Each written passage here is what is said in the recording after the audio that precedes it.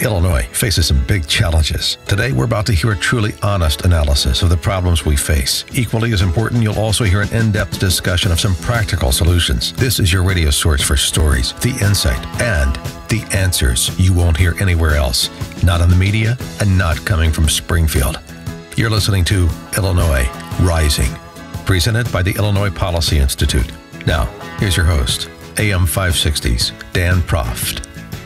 Good afternoon, Dan Proft, and joining me this week on another installment of Illinois Rising is Illinois Policy Institute CEO John Tillman. John, great to have you back, I should say. Great to be back. Excited about the show today. Well, today, the first topic we need to tackle is that of unfunded pension liabilities. We talk about these astronomical numbers at the state level all the time, reforming, readjusting, funding public sector pensions at the state level is a legislative priority of Governor Rauner.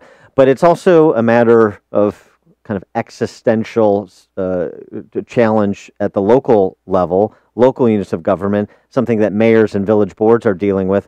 And perhaps no one has more of a challenge, inherited more of a challenge than the Dixon mayor, Ronald Reagan's hometown. I mean, I know he was born in Tampico, but grew up in Dixon. Lee Arellano is the mayor of Dixon, newly minted mayor of Dixon, who comes into office on the heels of a $53 million embezzlement scandal, as if the economic challenges in Illinois aren't difficult enough. He's got that to deal with, too, as Dixon tries to dig out. And Mayor Arellano joins us now. Lee, thanks for joining us. Glad to be here. So you inherited this, what became a story of international renown, your former city comptroller embezzling $53 million.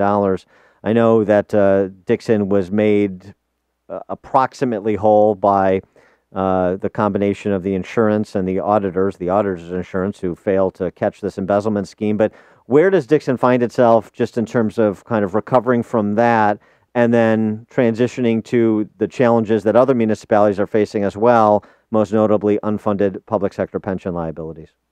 Yeah, obviously that was one of the biggest things going into office, knowing that I was going to have to catch up on some of the things that were never paid for and use those settlement funds wisely.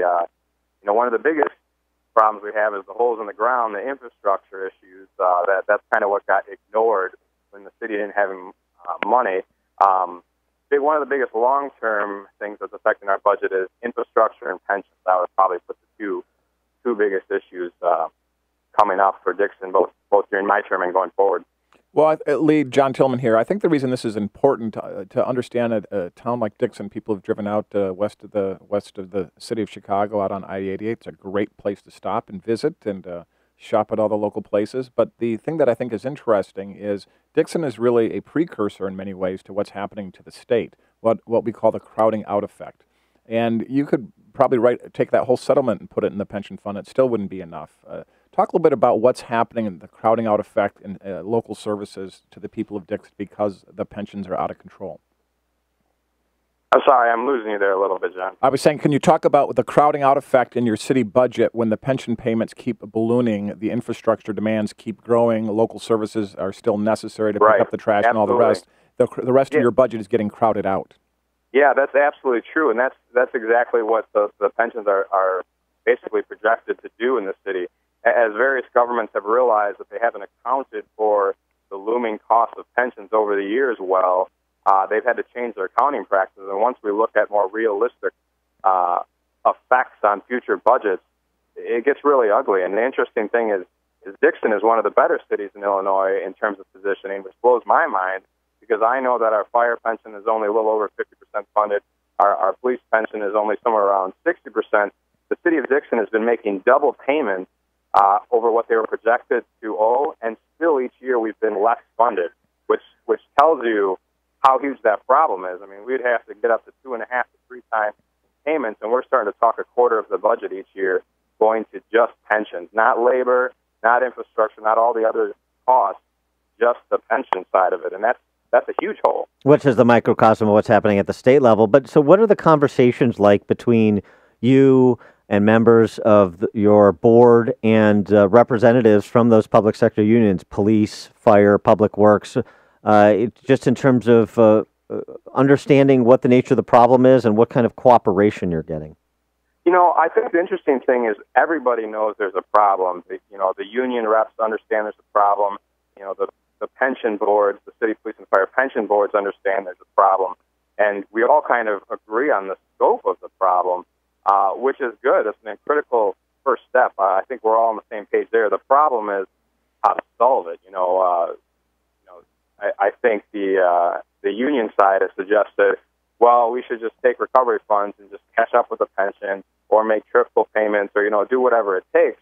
But there's an opportunity cost. Every time you do that, that money's coming from somewhere. And like I mentioned, Dixon's has some other massive critical needs. We're way behind on infrastructure. The state as a whole is, and Dixon's even further behind because we ignored it during the best years, which was 20 years.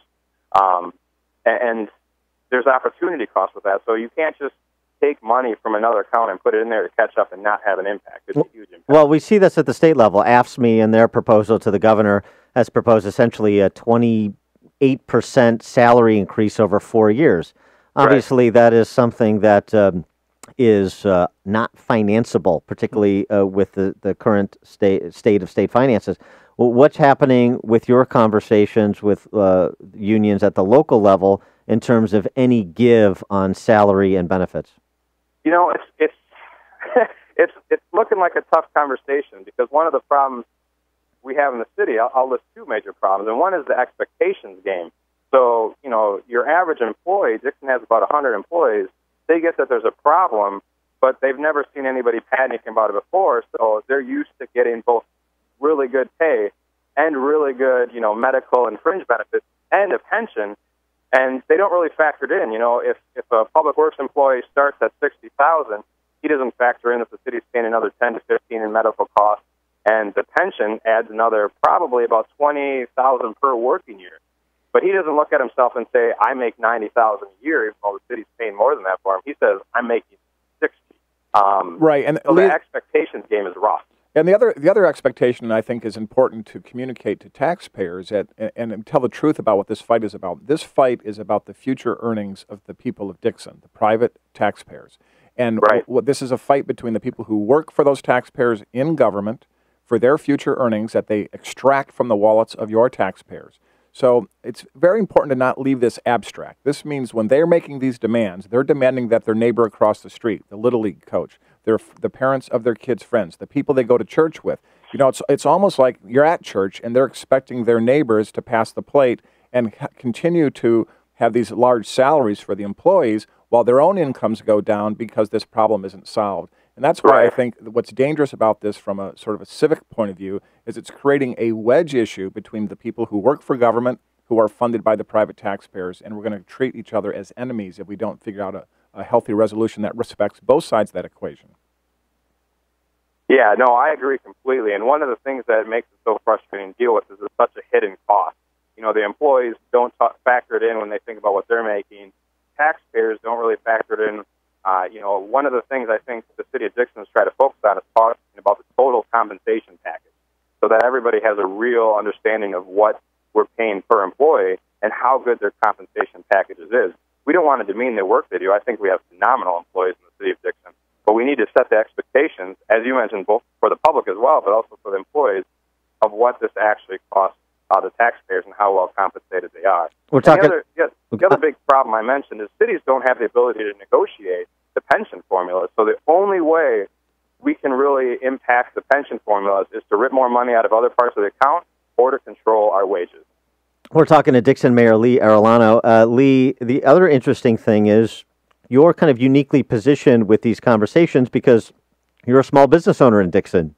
So you have conversations with public sector employees and private sector employees. And to John's point about having that conversation with private sector employees about the public sector demands on their future earnings, maybe kind of illustrate for us the difference as you're getting comfortable being the mayor of Dixon and how it operates being the mayor and those conversations in the public sector versus being a small business owner operator and the conversations with your private sector employees. Well, I think, this is a very interesting point, and I think the biggest difference I've noticed, which maybe I think I knew cognitively going in, but it's amazing to see it in action, is that government employees aren't impacted by the free market.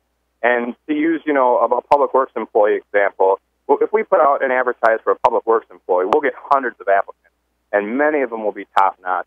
And it's no problem hiring the best whatsoever, you know. They're just not impacted by the market because of where compensation is. In the private sector, there are plenty of people who would be, you know, killing for those jobs.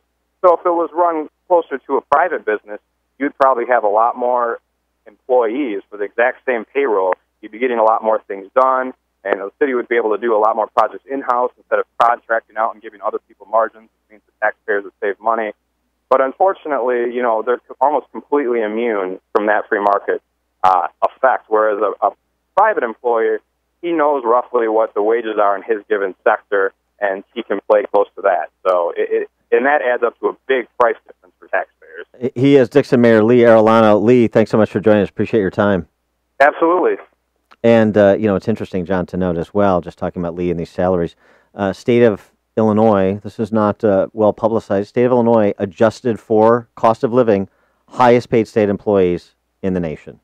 It is a great fact, great benefits. They pay relatively modest to almost nothing for their health care benefits, and they have great health care. And I think the tragedy of all of this is what it's doing to our civic society.